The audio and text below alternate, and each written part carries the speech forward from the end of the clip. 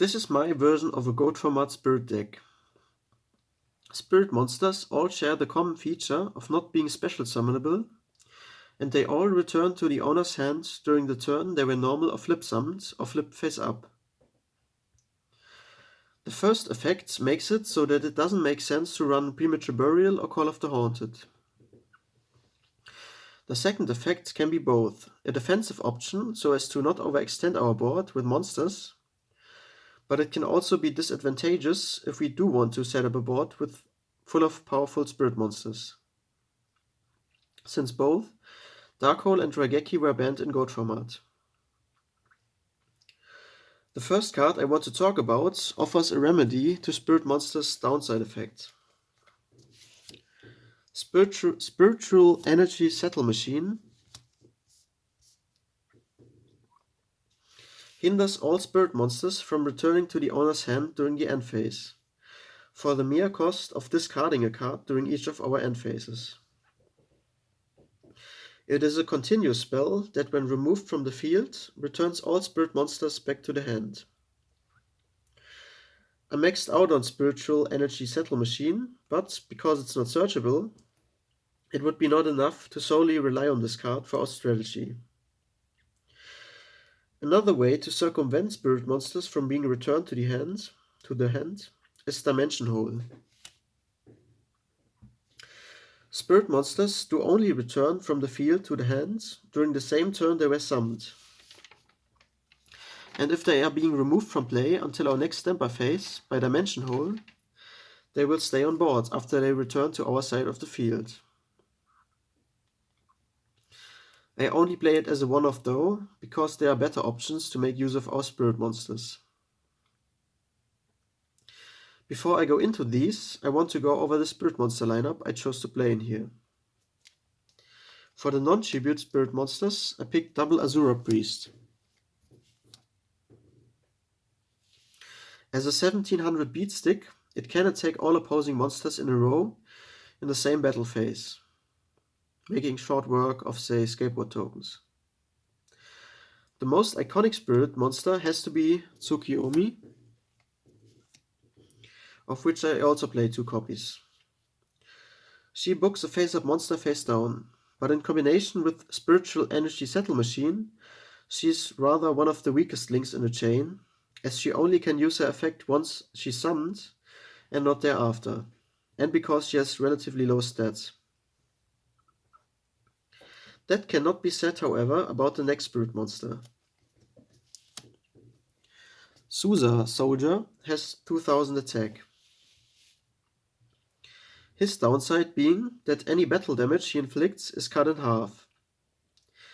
Because of that, I also run only 2 copies of him. Inaba White Rabbit is, after Yatagarasu, who was banned in Goat format, the weakest spirit monster stats-wise. It can, however, poke for game as it is able to attack directly.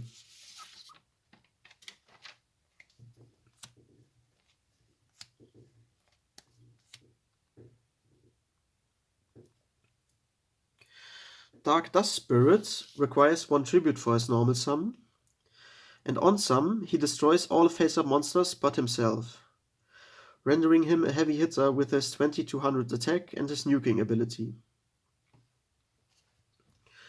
As we climb up the monster level count, the spirit monsters become harder to summon, but their effects become more powerful too.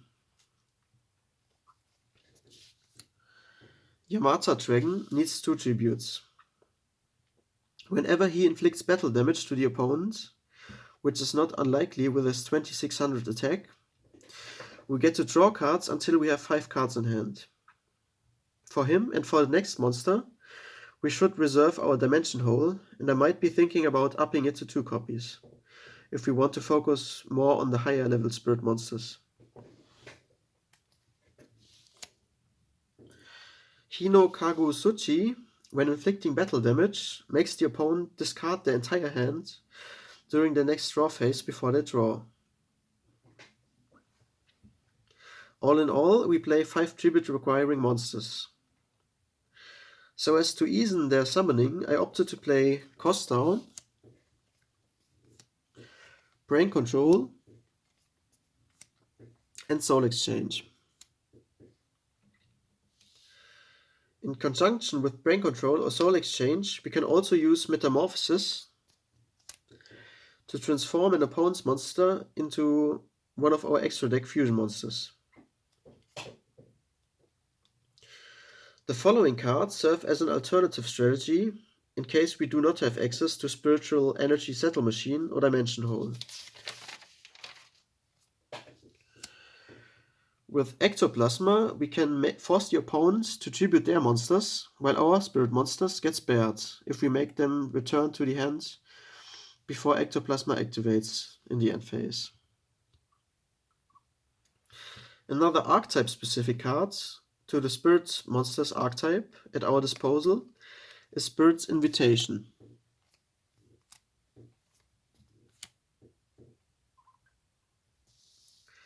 Whenever our Spirit Monster returns to our hands for the cost of paying 500 life points per turn, we can compulse one opponent's monster as well. It is a continuous trap. Creature Swap also does wonders. We simply take control of one opposing monster, give our opponent one of our spirit monsters, and wait for it to be returned to our hand during the end phase. For Spiritual Energy Settle Machine, we need reusable discard fodder. Sinister Serpent is therefore a must-have. Next up are some staple cards that synergize only indirectly with this deck's main strategy. I play one Breaker, one Sangan, the Trinity, Pot of Greed, Graceful Charity, Delinquent Duo, Snatch Steal and no Premature Burial, one Mystical Space Typhoon and one Heavy Storm, and the triplets of traps, not the quadruplet this time, Mirror Force, Torrential Tribute and Ring of Destruction. That's it for the deck. As always, the decklist can be found in the video description, and thank you for watching. Bye!